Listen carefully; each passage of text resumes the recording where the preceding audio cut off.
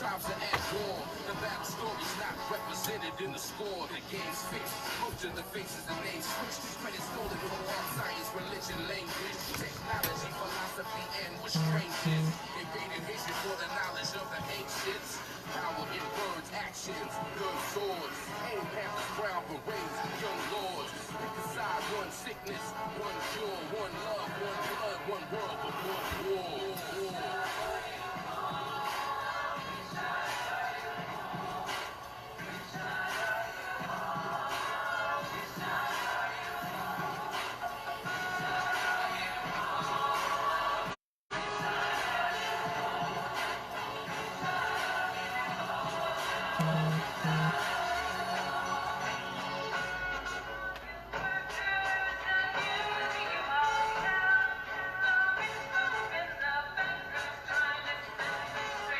What's up, Will?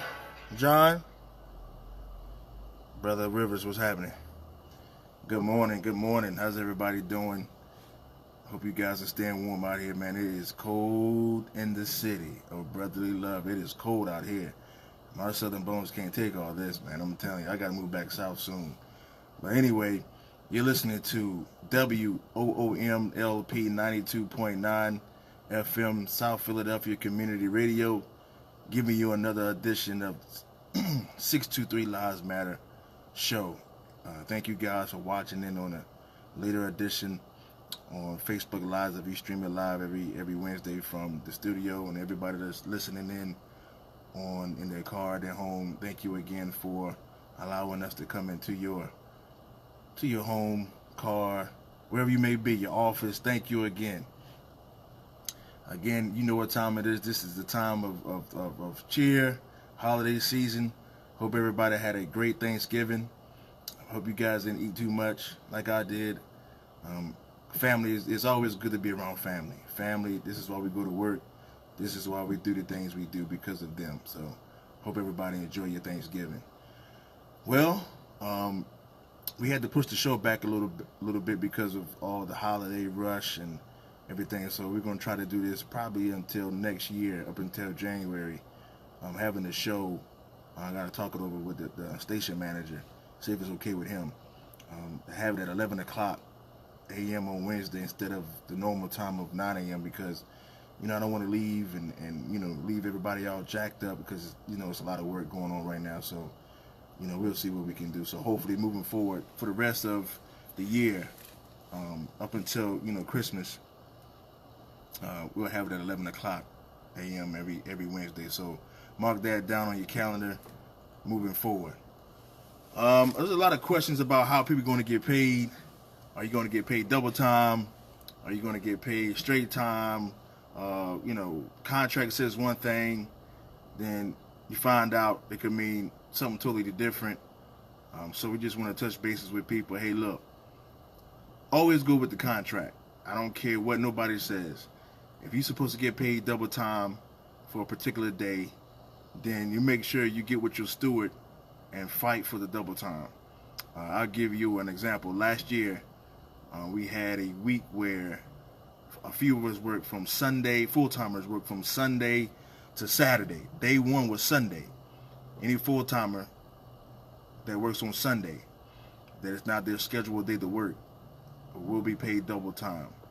That's how it reads in the contract. And then on day 7, it's double time as well. So we had a week where, Sunday we worked all the way through Saturday. So our checks was, we didn't get the double time on both days. So I filed the grievance, and while in the process of getting the grievance heard, we were told that, well, you're not right. We don't want to pyramid the time. You can't pyramid the time and all these types of things. And people, people from our e-board was bringing down information to one of our members saying, well, you're not going to get it, and, all this other kind of stuff. But something my dad always said, and something that I try to do, especially in his line of work, that what he does, he always says, well, what does the book say? What does the book say? So in turn, and what I do, I have to do, say the same thing. What does the book say? The book says Sunday double time, full timers, and day 7. And that's what I did, and our members got paid. So any member out there who has a question about how you're going to get paid, don't even listen to me. Always go with what the book says. That's what you pay for. If the book say 1 + 1 is 2, then 1 + 1 is 2. Don't let nobody tell you that 1 + 1 is 1.5 or whatever the case may be. Or trust me, always go with the book, because that's how we govern, this whole, situation between us and UPS. Then, of course, you guys know that midnight workers that work on the midnight sort at the airport, they don't get double time when they work on their shift, because it's considered a air hub, air operation. So under the guidelines of Article 40 in our contract, they get paid straight time, whether they work on a holiday, whatever the case may be, straight time. All right, so file that to your mental note that if you work on a holiday as an air hub worker or air worker under Article 40, you'll be getting straight time. Only shifts that I know of that gets double time is twilight. When they work on when they work on a holiday, it's twilight and preload. Day sort doesn't get it because they're considered an air operation now, and of course midnight is an air operation, so they don't get it the double time pay under the Article 40 language. Now we wanted to get that language changed, because the Article 40, man, it's a handicap. It really is. It lets the company get away with so much, with shortening our members their pay. You may have a person that's a Article 22.3 full-time worker, and part of their job may be an air driver, and then they go, the other part may be working in the hub. Well, under that language, in some instances, their pay rate gets cut in half because of the Article 40 language. So we got to fix that language, man, moving forward. We can't keep letting the company off the hook with paying these different tiers and all this other kind of stuff, especially if you're full-time. Then why is your split, why is your rate split?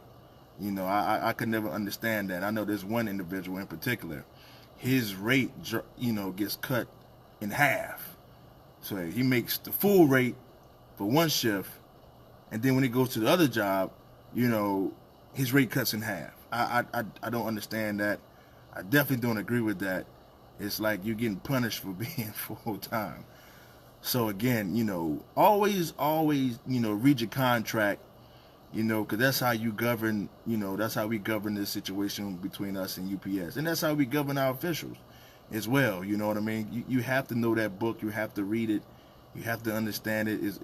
Some things are very, very vague, and you have to, you do have to get an understanding. Call and ask somebody, talk to your steward, talk to somebody on your e-board. Just ask somebody. If you have a question, please ask somebody about that book, man. It's very, very important that you know it, because if you don't know it, both sides will try to take an advantage of you. I can go on and on about some situations where I thought the book said one thing and couldn't find out it didn't, because it's all about perception. And if, of course, the company is always going to agree with what the BA or the members of the e-board says, no matter what you say. That happened to me a couple of times. So, you just have to be careful, but always stand your ground on that book. That's the book that's going to take care of you. So always stand on what that book says. If you have a question about it, ask. If you feel you don't get the right answer, ask somebody else. But that contract is very, very important. So again, I want everybody to make sure you guys get some rest out here, man. Don't try to kill yourself working all these triples and all this stuff. Well, and that's another issue that's coming up now, and doubling it and tripling it. Can you or can't you?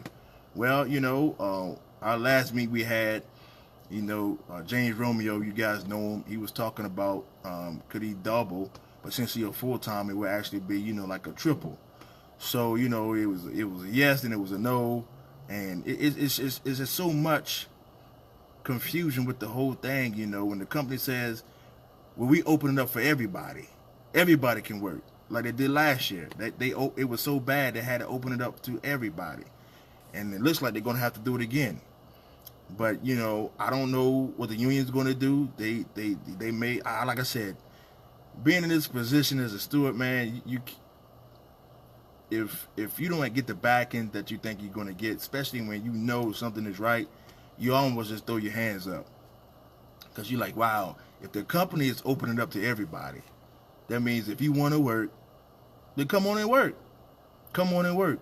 You know what I mean? It's not picking people. Come on and work because we need the help.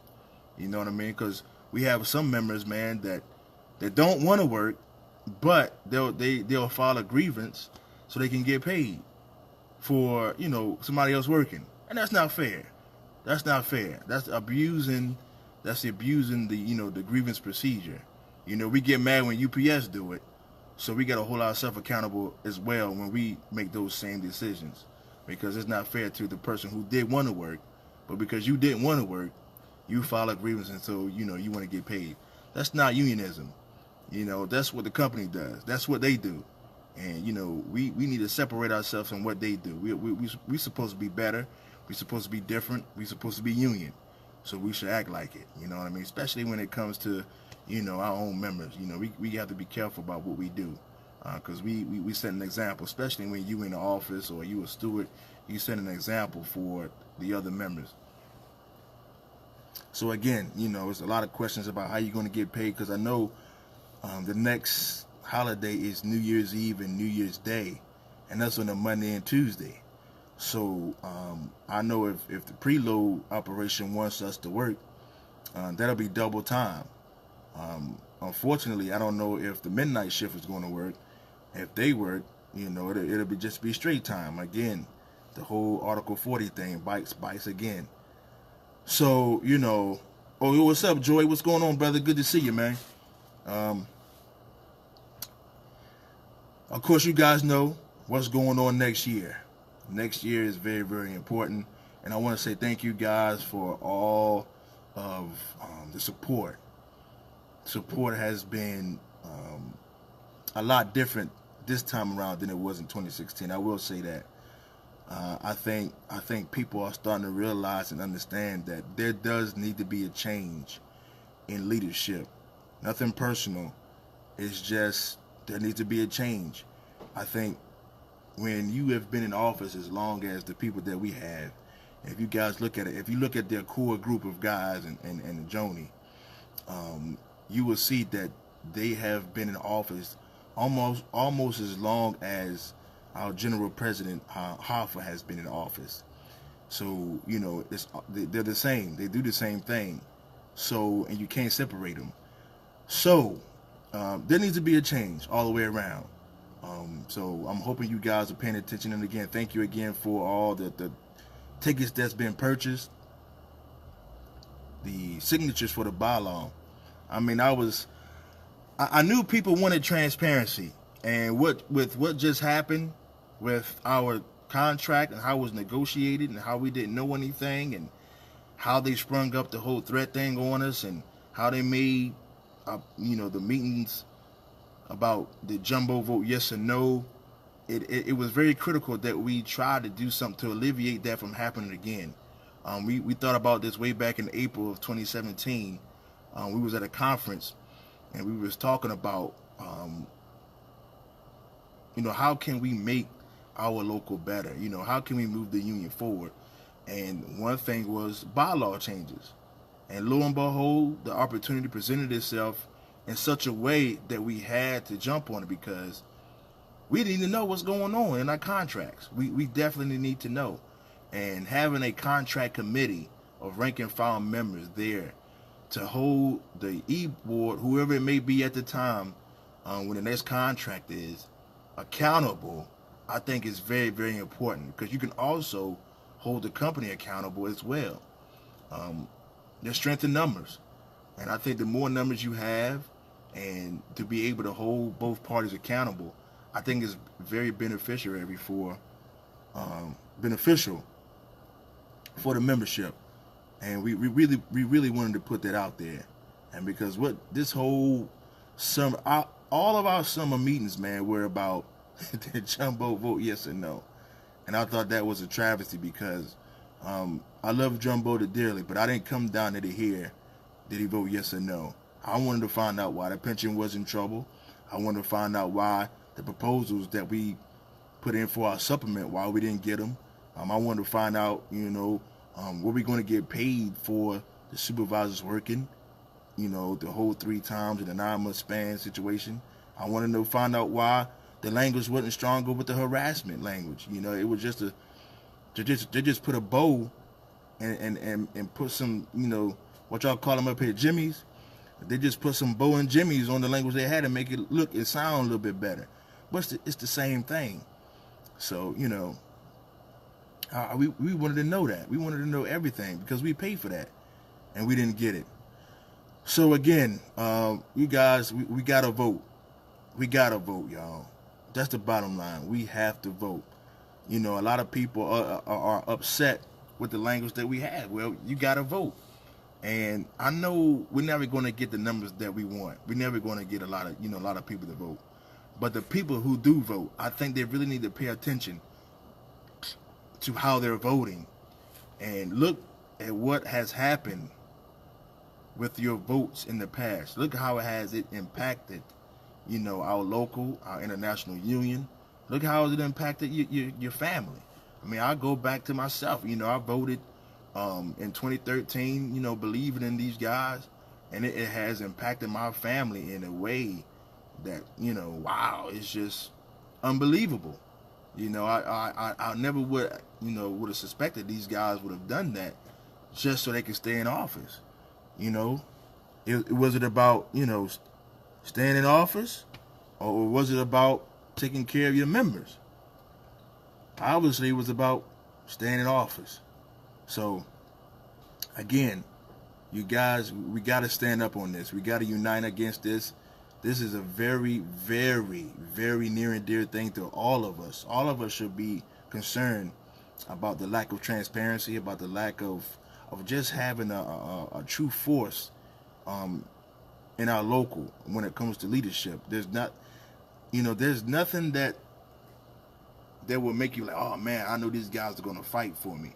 You know what I mean? I know when they come in the building, the company is going to get a little nervous and get a little shook because they're here. You don't get that. You don't get that feeling. You get, well, it's just business as usual. These guys, and I think what it is, UPS knows what they have with them. They know they can do whatever they want to do. They've been doing it, and that's why it was so easy for them to throw that "if you guys don't vote yes the first time" thing out to us like that, because they know what they have with them. And when the company gets that comfortable with the leadership, and when the leadership gets that complacent with the membership, then you're going to have a lot of problems. And guess what? We have a lot of problems. You know what I mean? So we gotta do something different than what's going on. Again, like I touched on earlier with this contract and the language that's in it, with what's going on right now, with how people are going to get paid. Pay attention. Pay attention to your checks. There's a lot of apps out there that you can download on your phone. I know a lot of people like to write it down. That's good too. But if you have an Android, there's a app I use called Worklog. It's like a blue little app. It puts the time in just like UPS put their time in. So, at the end of the week, if your numbers don't match up, you can go and see what's going on. File agreements if you have to make sure you get your money on time.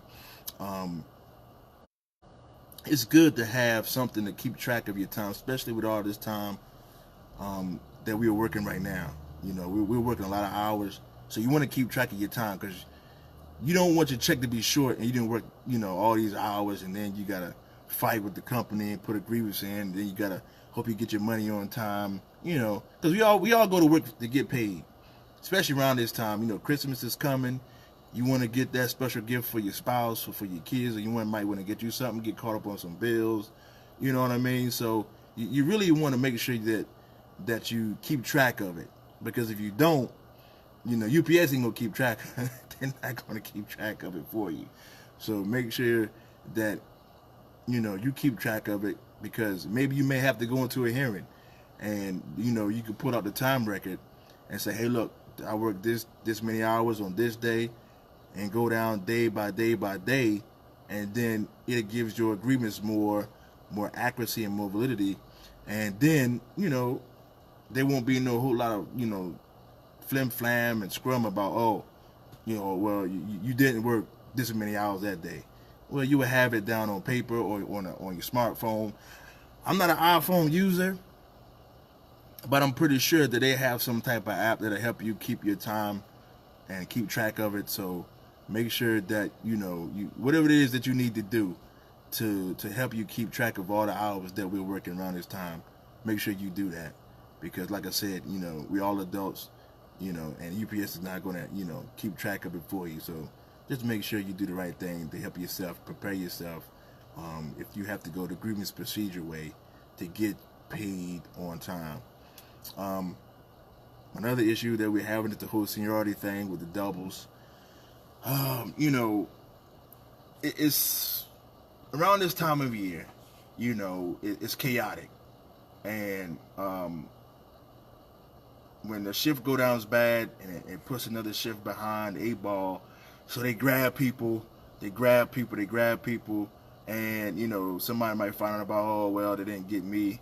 Well, I know a lot of times people are not here, and they leave, and then it puts everybody in the jam. So again, if you want to do a double, make sure you sign up on the list.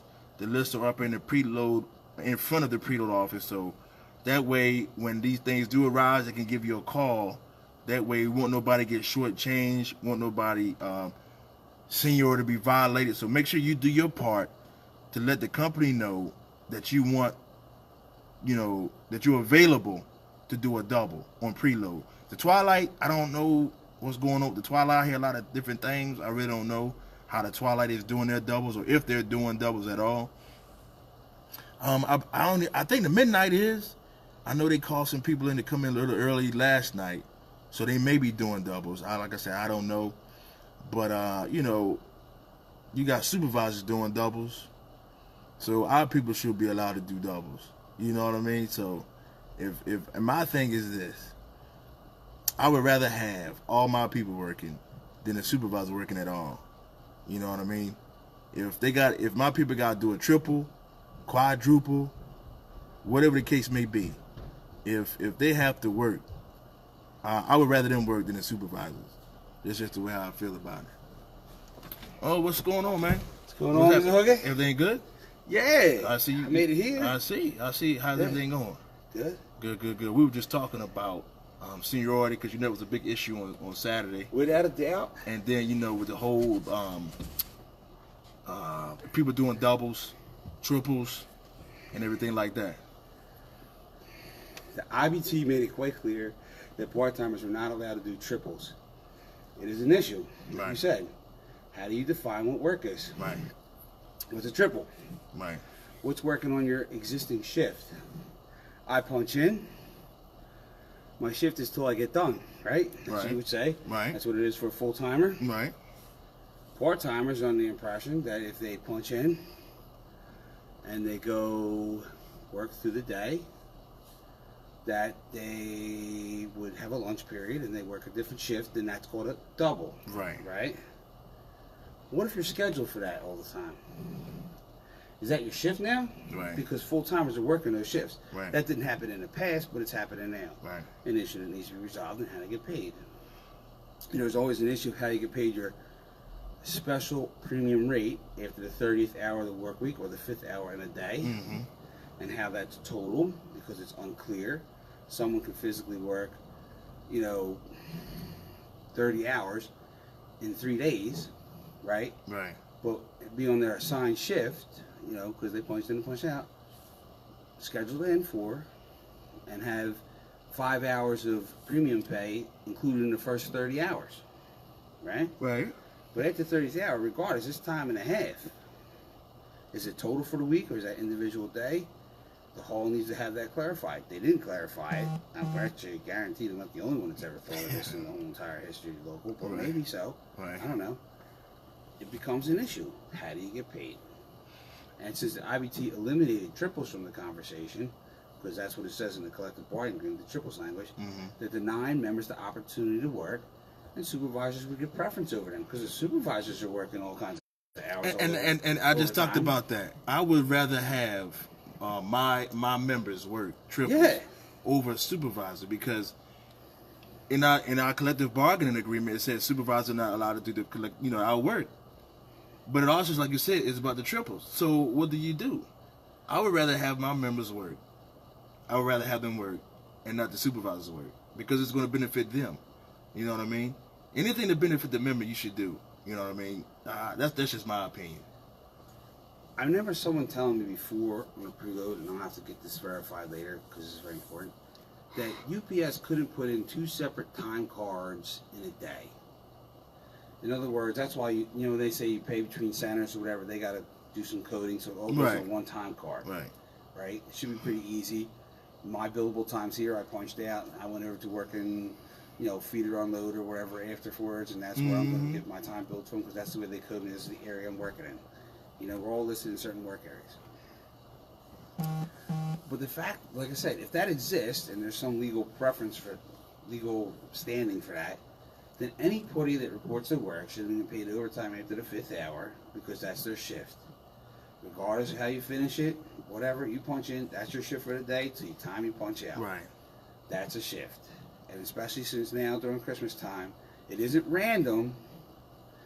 You're expected to work full-time hours. Right. And that becomes an issue. The same issue happens down Oregon Avenue. The same issue is going to happen all over. Yep. The other big thing is, and I wish Jumbo was here because I wanted to really ask him, since the Article 22.4 employees are expected to be in the collective bargaining agreement, and our pension fund is having funding issues, wouldn't it have made sense for the executive board to agree to allow 22.4 employees in this year? So for 1A, they could collect higher dues rates from these particular employees, right? They would probably opt to try to make them full-time seniority employees, and they'd be donating a full contribution, Right.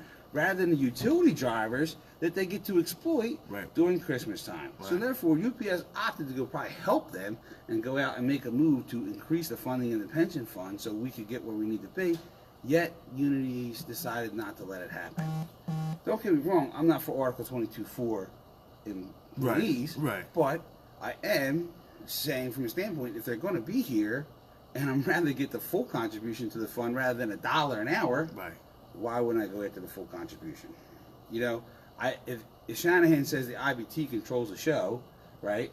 They run it, and they said we got to make this language, then I'm going to allow that language to be exploited on our behalf Right. and not UPS's, Right. so we have more people contributed into the fund. Right.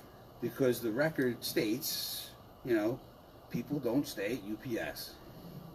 Turnover is high, and Oh, it's yeah. high for a reason. Yep. Right? People feel disrespected. They feel there's always something that they're getting neglected to be told. Information doesn't carry out, even though there's a PCM. Yeah, we have something going on. This is what's going on. Supervisors don't speak clearly enough at the PCM, saying employees are entitled to, instead of specifying full-time or part-time. Well, first of all, I think we both can agree. We think it's inconsistent with the collective It bargaining is. agreement. It is. Overtime is always supposed to be offered in Seniority order. because UPS knows beforehand, before or after, if they have something where they call somebody in the middle of the day, they're just calling people in the middle of the day to get whatever coverage that they need. That's a different story, but there's got to be a record, a phone call, right? You would say, going down the list that's available people, right? You would say that's why you would like it to go. Sometimes you might know people aren't doing certain things, so you might skip them. Right. You know what I mean? Right. But, and once people make it known they want to be available, then they should be compensated if they're skipped over. Right. I agree. So that's what's going on now. Like I was just talking about before you got here. There's an issue with, because some full-timers, they want to do, I guess, a quote-unquote, a triple. Overtime. Right. Overtime. There's extra work opportunities after the completion of their shift, which is what we're arguing about. And UPS will allow part-timers who are less senior to take preference to that extra work, which, I don't know, Can you make a case for what Shanahan says in Article 50, Section 9? I can't. Well, he says, it goes by the center. That's what the contract says. It goes by the center. But like me and him had a conversation on last Wednesday about, and I gave him what goes on upstairs. So they created the new SLS up there, right? So what they did was, say me and you have been working up there in the original small sort for years. You got 20 years. I got 5 years in, right? Yeah. Okay. They create the SLS. They move me over to the SLS area. Extra work is available. You have more seniority than I do. But I picked the center that I'm in, and I get to do the extra work over you. Yes. That's not fair. Did the people pick to go inside the SLS center, or were they just No. put there by UPS? Yes, they put them to UPS. So center. UPS. So in Yes. this transfer of centers, which is what the big issue really should be here, that when UPS created a new center, they should have allowed people to opt in there first, especially so it would balance out the seniority list in general. Right. If UPS is going to go to whatever list they want to choose to, which I don't think that they're entitled to by any means, because, as again, I'll say it again, extra work in seniority order, you had to be qualified. No That's way what do it I see says. To a center, a center, right? You would say, Mm-hmm. just for the purpose of being laid off and the work is dictated, should always be considered one center that the work is performed in. I can have a center where there's multiple people within the center, and they have multiple classifications in the center, Mm-hmm. right? Full-time, part-time, whatever, because that's how it should be. Listen, you're not guaranteed 8 hours a day because you're the part-timer, you're helping out the operation. I'm full-time, I'm inside the center, the same work, doing the same stuff. Right. Because now what happens is UPS says, I want to lay people off. Well, I'm going to lay off the most expensive people, which we saw them do with the one-day layoff, and have part-timers work, right? Mm-hmm. Or cover different jobs in an operation. Now, I never really got a good answer at the union hall. Maybe you could clear that up as to what happened. Did part-timers perform work that was done by full-timers that were laid off? That I don't know. You talking about the whole year when they Yes. were laid off the whole year? Yes. That I don't know. I do know they did say that supervisors were working during that time, and that the hall was, I don't know, I guess aggressive in the matter about making sure that these guys that got laid off got paid. Right. Right. But I can't be sure. Well, like you certain. say right here, overtime is offered through seniority order through your center, and that's what we were just talking about. But the work is designated from the center. What happens when you have work outside of the center, Abe? Well, like we were just talking about, what happens when UPS, when they manipulate the system of work, like they did? I create another center upstairs, put the less senior people in that center, and then I pick that center to choose from to get overtime. You've been here 20 years. I've been here 5. You should have first dibs to that work. Remind me, I will show you something that I have later from many years ago in 1993 that I had. Wow. Okay. 93. For 93. And I will Okay. show you something, and we will address this in a formal letter to Bill Shanahan. We'll find out who did what with the seniority list and who agreed to it as per Article 50 or Article 40 states. Right. The union and the company must agree to make separate seniority lists in an air, harbor, gateway operation. Okay. Okay. Right. Sounds good. Sounds good. So, like I was telling them earlier about our raffle. Our raffle is doing really, really well. $1 a ticket for a 43-inch Samsung 4K UHD TV. Also, the bylaw, man, Joe, that bylaw amendment, man. We got about 24 pages. 24 pages full of signatures from top to bottom. From every classification, everywhere. So, that's where we at with that. So, Do we think? Here's another question. Would the election for this committee happen at the same time that the union elections occur, so there would be less cost to the local, to help them preserve money so they can protect and preserve our benefits? well, in the amendment it says a year before the contract is up. So whoever it is, but whoever's in office can come up with the plan to how they're going to, save the money and afford it. Like, like we talked about, taking a pay cut, using our own cars, and all these types of things. To say, and I even throw this in there. As long as Hartford is in office, we won't go to the Unity Conference, saving more money.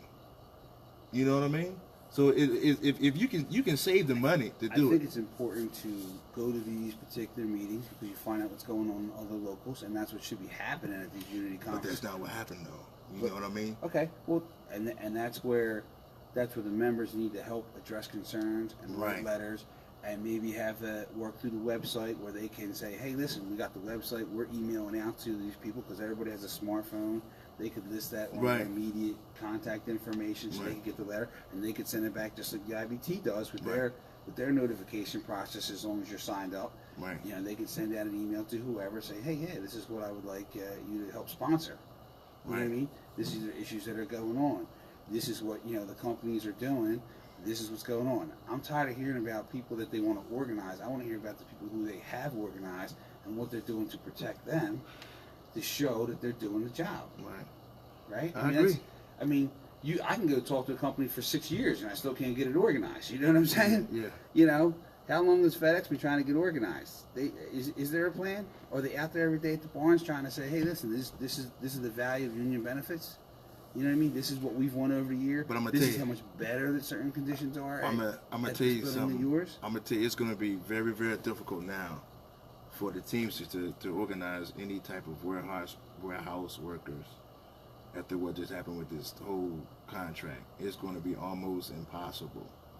You know, I think, you know, we obviously they obviously recognize there's a threat from Amazon, Mhm. right? And that's why they want to have these Article 22.4 drivers, because Amazon is paying less than what FedEx or UPS, what the post office is paying Right. their people, right? Right. But they're getting decent benefits. They will, I mean, besides the stock thing that they just canned, but I mean, they were doing pretty good. Right. They were making out. You know what I mean? Yeah.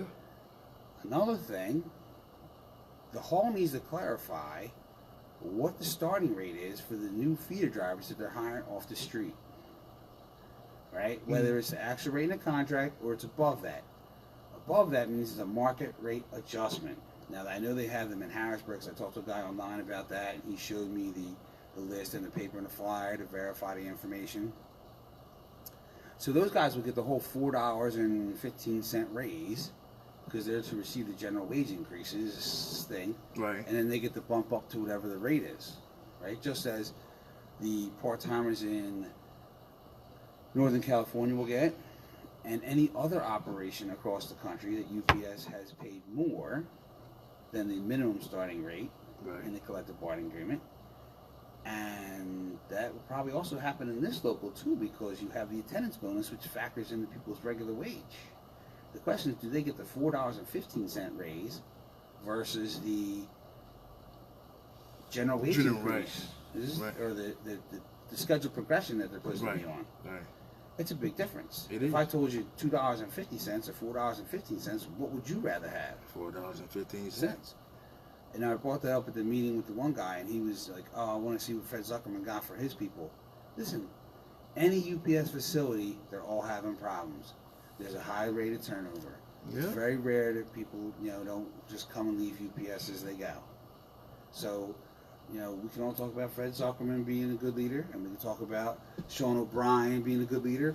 But let's see what the turnover is at their own Right. union shops. Right.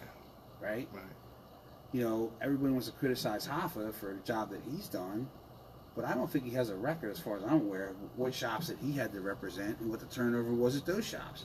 That should be the key thing that I want to see, because if I see a union leader of the future protecting, preserving the benefits, and his turnover is low at his shops, that's the guy that I want to make move up and forward into union leadership, Right. because he's shown that he's able to organize, he's able to communicate well with the membership, he's there to preserve and protect people, and he treats people fairly, that they understand when there's a disgruntlement, they're not bailing ship, they're saying, hey, look, I understand this happened here, I just wanted this, you know what I mean? Mhm. There's a difference between I want something and I was entitled to something. Right. That's a big difference. Right. I agree. But like you said about Hoffa, he never was a teamster, so he never organized anything. You know what I mean? It's just this whole thing is just bad as well. Yeah, Listen, Hoffa's there to delegate yeah. to the people underneath Right, him. We right, understand that's his position, Right. right? Right. And he's there to ensure that the process is for preserve and protecting what we have established Mm-hmm. or maintained. Right. He's there to preserve the integrity of us, Supposed to be. right? Right. That's his main mission. Right. Then his vice presidents, who should be more involved in the local areas, hear about the local issues and hopefully resolve those issues before they get to his desk, Mm-hmm. right? Now there's a chain of command that goes up, Yeah. just as any structured thing, because Right. the organization has become very large. You need to have intermediaries, so one person doesn't have 48 hours worth of work in one day, Right. every day of the week. Right. That's Right. what it's important to do. That's Right. why there's delegation of authority. What would you do to delegate the authority in this local to help preserve and protect the benefits of the local? Well, you got to know the strength and the weaknesses of the people that you have around you. Like, everybody is not going to be strong in the same area. Everybody's not going to be weak in the same area. So, like a person like you, if there was an issue with the pensions and all this other kind of stuff, guess who's going to get that? Joe Esposito. You know what I mean? Now, if there's a problem with grievances and this, that, and the other, Clarence, he's a bulldog. I know he'll go and stick the hounds on him and he'll get the job done. You know what I mean? So you just have to know as a leader who's who and what's what and what problem areas that you have in your I guess in this local. You know what I mean? Like, for an example, we've been working at the hub long enough. We know when the soups like to work. I mean, It's a rhythm. Right. I mean, they do it. They do it every. So The way the flow comes into the building, they push the flow through right. instead of manage and the flow knowing out. that, I say, hey, look, Clarence, me and you gonna go down here at such and such time because you know. Billy Smith is working, right? along with the two other know. supervisors in Right. his group. And we can go in there and shut the building down. Let our people know that, hey, look, we got their back. File agreements, we got you. You know what I mean? And then, like this whole pension shortage thing, how can we fix that? Okay, how about we go out and try to organize somebody? How about that? I thought long and hard about it, right? Because as you know, I'm working on it. Right. Is it more about organizing more people, or is it about a way that they maintain the pension benefit? I think it's both. You see, everybody here talks about going out to organize more people, Right. right? If I have to go out and get more people to pay an expected benefit, it sounds like it's a Ponzi scheme. Bernie Madoff Mm-hmm. had the same. He would take people's money in order to pay their people's expectations Mhm. thing. He'd go borrow the money from people that he was trying to recruit in later to pay off the thing. That's what's happening here. That's not a sound investment strategy. As far as I know, I don't think that it anywhere is illegal, honestly. Because if it's illegal for Bernie Sanders to do it, how is it legal for the pension board to do it? Right. Right? How's it based their actuary formulas and their plan distribution around that? I Right. think that's really key. Right. But that's a situation where you need a committee to go in and Right. take a look I at think it. it's It's not a bit something of we both. can talk about here in Right. the show. Right. I think we all agree in that Yeah. because it's important to realize that. Yeah. But in the fact of seniority, that's a bigger issue. Yeah, seniority, man. I mean, there like one of our feeder guys, he told me this, and I'll never forget this. Seniority protects us from each other. You won't violate me, I won't violate you. But what do you do when a company, they use the system of work to violate all of us? What do you do? Because, and then our members do the same thing. I was talking about this earlier. Joe has all this seniority, but Joe doesn't want to work. Joe knows I don't have seniority, and I do want to work. So I work. Joe files agreements because he didn't want to come to work. Wow. Yeah. So what do you do? And that goes on a lot. That goes on a whole lot. So we need to check ourselves and hold ourselves accountable on that issue as well. I'd really like to get a record of exactly how many agreements are filed, how many agreements are paid, and what the issues are, to make sure there's a consistent judgment in this particular area. Because even at the hall, when they bring it up, they fail to mention part-time, full-time, Yeah. and saying how they resolve the issue. Because, like you said, seniority is the issue. Seniority should be the way that we determine the work, there is, if there's a gray area, it's all about how much the job is or running wise. Sometimes there's a reason why you can't go cover, an operation because your operation is going to run late. Right. You know what I'm saying?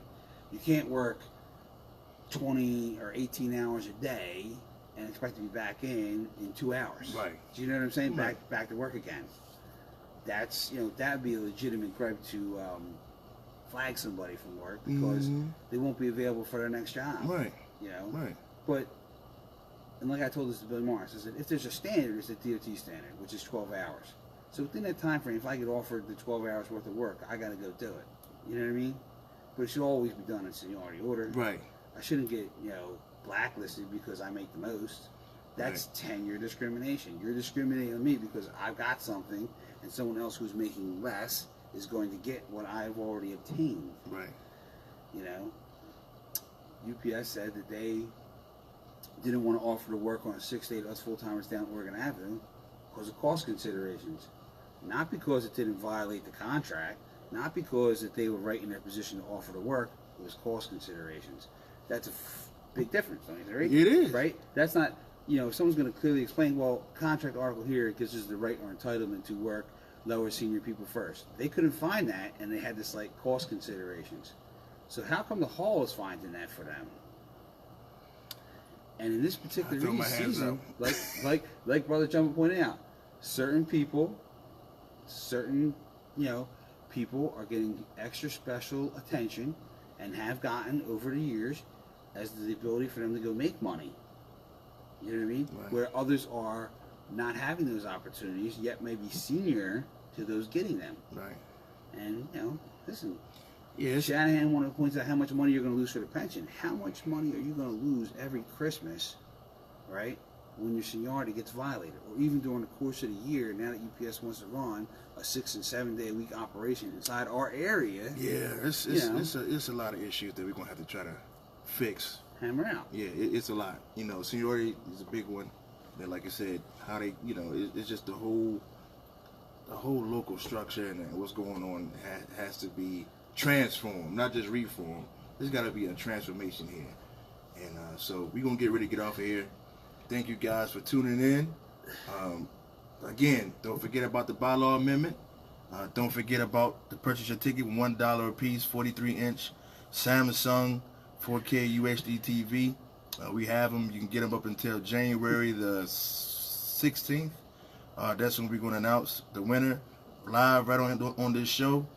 Again, the bylaw amendment will be going up until January the 19th. That's when we have to present it at our first union meeting of the year. So make sure you sign a petition, buy our ticket, and let's get ready for 2019. Don't forget, 2019 is also our 100th year anniversary of our local. So it could be potentially a very historic year, a big year, and we want to make sure you guys play a big role in that. So for Joe Esposito, real quick, you want to say anything? Because we got about 2 minutes. I think that in the next show, we should make a call to Bill Hamilton, and he can explain what he's saying at 107 meetings as to the pension fund and actuaries, because I've heard some things that he is saying that they will be a benefit increasing by 2025, and the pension looks really good. And explain to me how that's going to be accomplished, because we're under the impression that That's the what I'm pension saying. is desperate for money. And real quick, before we go, I don't know if you guys did this, but when Shanahan came out with the whole thing about saying that the pension was $6 million short, and me and you talked about this. Yeah. I called up to the pension board and said, hey, look, man, I'm hearing that the pension is short. How's the pension looking? The lady said the pension was fine. And I remember what you told me, and for what they see is moving in the right direction. The funding, right. the funding. When he tries to say $6 million short, $6 million short of future projected earnings. Right. Because they are already including monies that they have not gained through pension increases. Right. That's why they're saying that it's short. But will that shortage affect our pension fund to the point where they will go under $6 million? No. Really? No. I don't know. No. Someone's got to actually make that determination, right? Will the pension fund go down because they're getting less money? You know what I'm saying? Right. Would you rather have that money in your pocket or give it to the pension fund? That's the question. I want it in my pocket, man. You know, I saw that the part-timers got a 70-cent increase to their pension contribution, right? And a 30-cent increase into the health and welfare contribution. But as I brought it before, why wouldn't I want 70 cents into the health and welfare fund and 30 cents into their pension contribution? Because their pension contribution is very well funded. Oh, yeah. You know, why are they still getting money into the pension fund, in all honesty? Why are they getting any increase into the pension fund? Well, you know, unless you're going to increase the accrual benefit, which they didn't, right? But they increased it a rather steep amount. So is UPS pocketing money off the top? We got to ask these questions. Those questions and others next time. Yeah, next time. All right, you guys. Yeah, next we time. love you guys. Can you let people know that we're going to be going off the air and that Germantown's going to be coming on at 92.9? Okay. Yeah, we're going to be getting ready to go off the air, and Germantown 92.9 is going to come on. We got to get off the air so we don't break no FCC rules and everything like that. If people could visit spcr.org and send us some money. Oh, yeah. SPCR.org. Make sure you go in there, donate. It's Christmas time. We know you guys got some extra cash. You know, we out here doing this work. Make sure you guys show some love. Deductible. You know, it's tax deductible. You can donate how much you want. You know, no amount is too small. We appreciate you guys. Don't forget about what we talked about. Hope everybody is enjoying getting this extra money. Make sure you save it. See you guys next Wednesday. All right. God bless. We love you guys. 623 Lives Matter.